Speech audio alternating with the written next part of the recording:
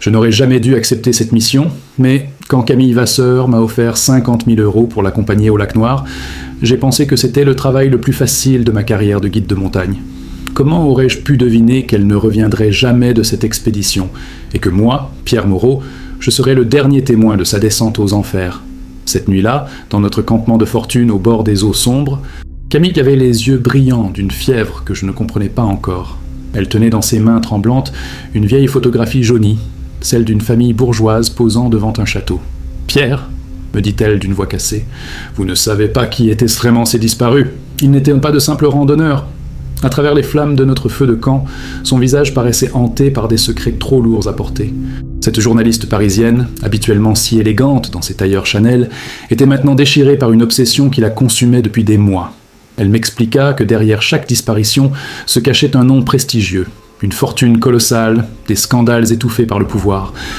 Le vent nocturne faisait danser les reflets lunaires sur la surface du lac, créant des formes hypnotiques qui semblaient nous observer.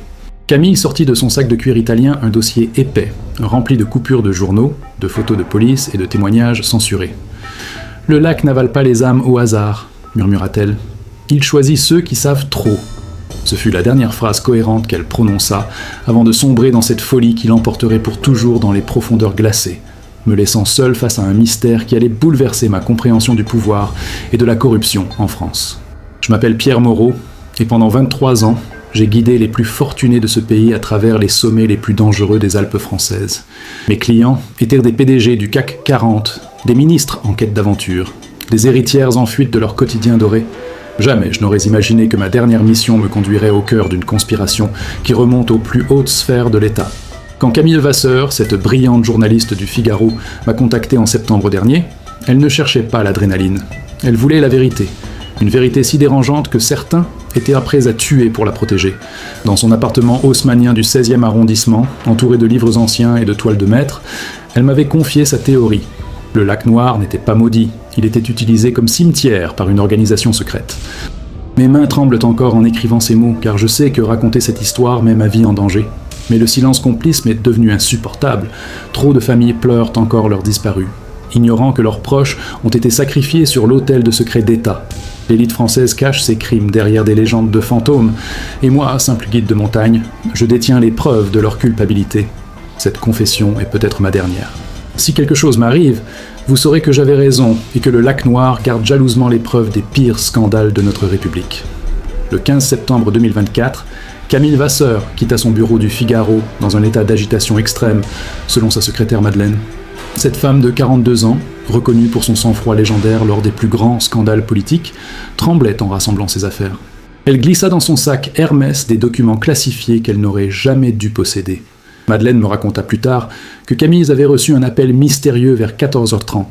Après avoir raccroché, elle était devenue livide et avait murmuré « Ils savent que je sais. Il faut que je parte maintenant. » Elle vida son coffre-fort personnel, récupérant des liasses de billets et un petit revolver Smith & Wesson que personne ne soupçonnait qu'elle possédait.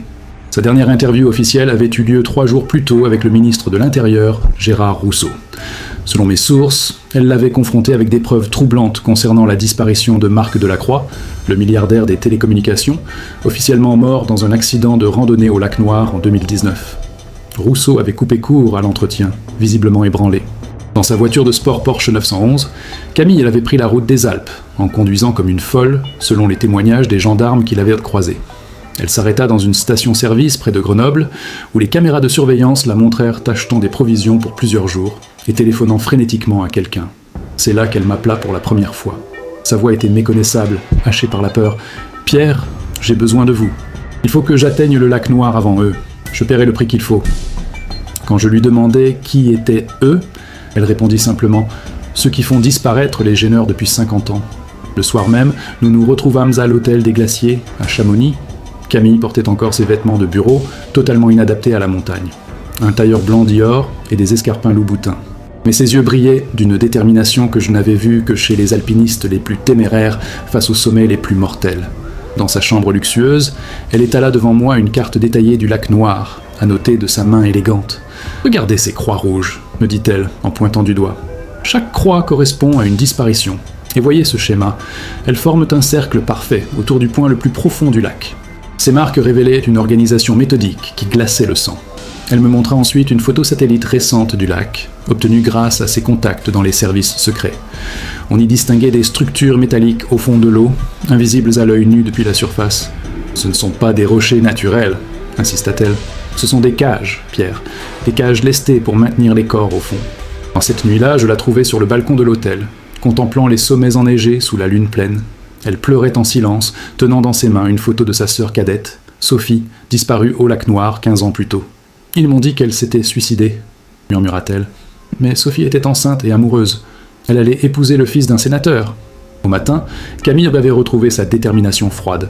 Elle s'était équipée comme une professionnelle, combinaison de plongée, matériel d'escalade, équipement de survie.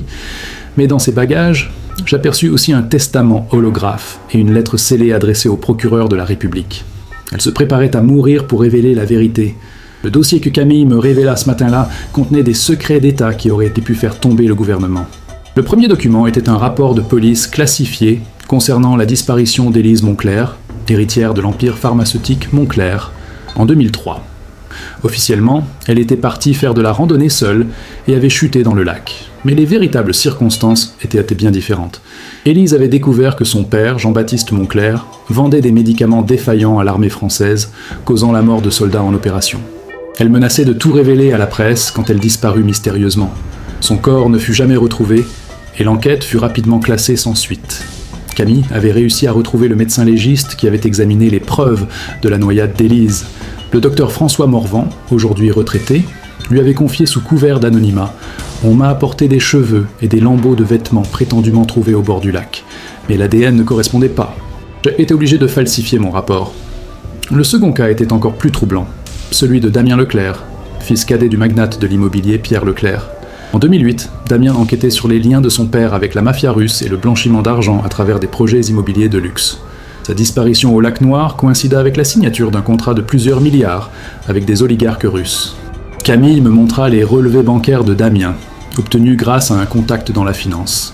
Quelques jours avant sa disparition, il avait transféré des preuves comptables compromettantes à un journaliste d'investigation britannique. Mais ce journaliste mourut dans un accident de voiture à Londres et tous les documents disparurent avec lui. Mais le cas le plus choquant était celui de Marie-Claire Dubois, épouse du ministre des Finances François Dubois. En 2015, elle avait découvert que son mari détournait l'argent public pour financer sa campagne présidentielle secrète.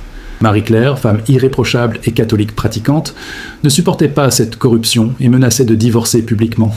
3 semaines avant sa disparition, Marie-Claire avait rencontré le juge anticorruption Jean-Paul Mercier dans un café discret du Marais. Elle lui avait remis une clé USB contenant toutes les preuves des malversations de son mari. Mercier fut retrouvé mort dans son bureau le lendemain, officiellement d'une crise cardiaque, et la clé USB ne fut jamais retrouvée. Camille avait établi un schéma terrifiant. Tous ces disparus avaient un point commun. Ils possédaient des informations qui pouvaient détruire des carrières politiques ou des empires financiers, et tous appartenaient à ce que les médias appellent pudiquement les cercles du pouvoir parisien.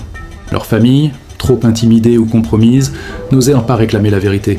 Le plus glaçant était le témoignage de Lucas Vermeer, ancien garde du corps de la famille Moncler. Camille l'avait retrouvé dans un hospice de Normandie, où il survivait grâce à de modestes économies. Rongé par la culpabilité, il lui avait avoué « Ils m'ont payé 2 millions d'euros pour emmener mademoiselle Élise au lac. Elle croyait aller à un rendez-vous romantique secret. » Lucas lui avait décrit l'organisation avec une précision chirurgicale. Ils ont un bateau spécialisé, équipé pour faire disparaître les corps sans laisser de traces. L'opération prend moins d'1 heure. Ensuite, ils créent de fausses preuves d'accident et corrompent les enquêteurs. C'est un système rodé depuis des décennies. Ces révélations transformèrent le lac Noir en véritable cimetière de la haute société française.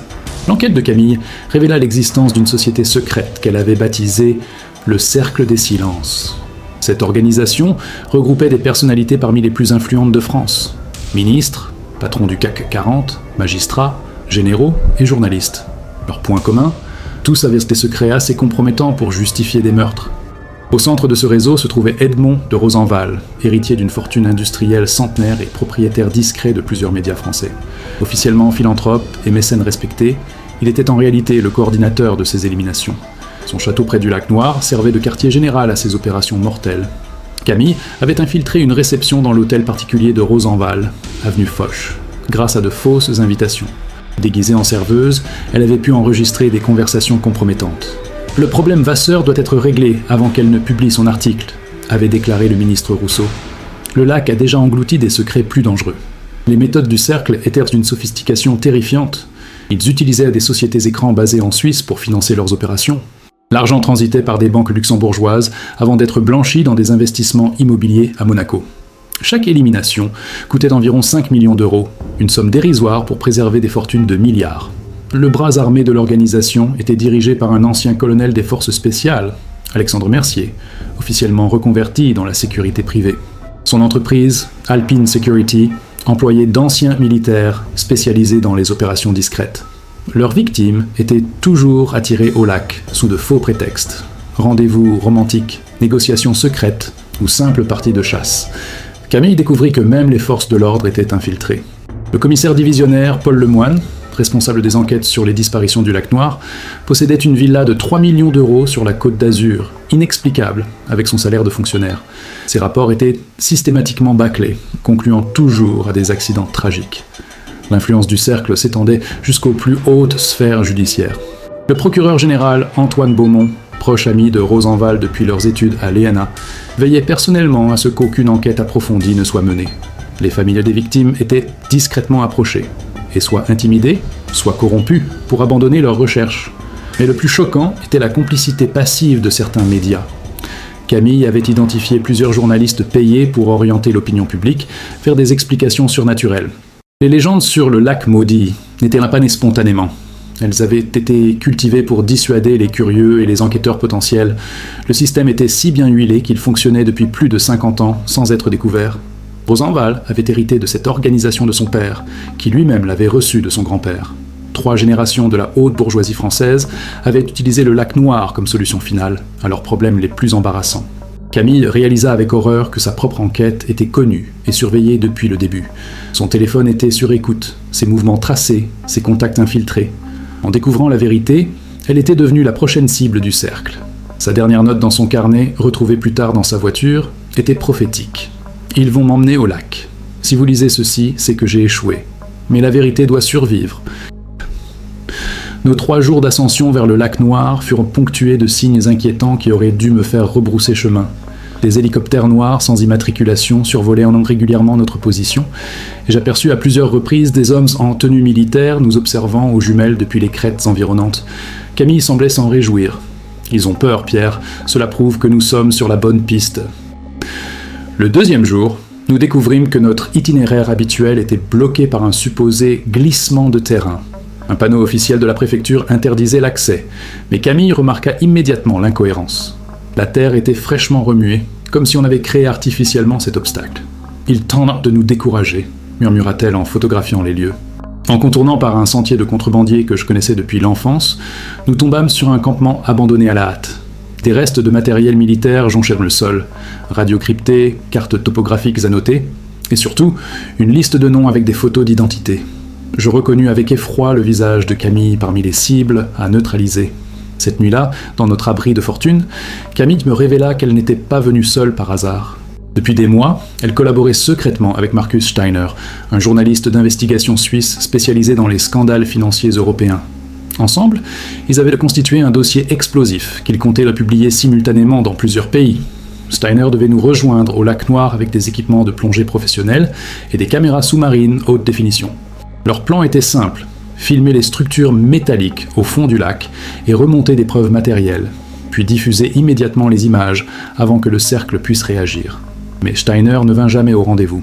Le matin du 3e jour, Camille reçut un appel sur son téléphone satellite.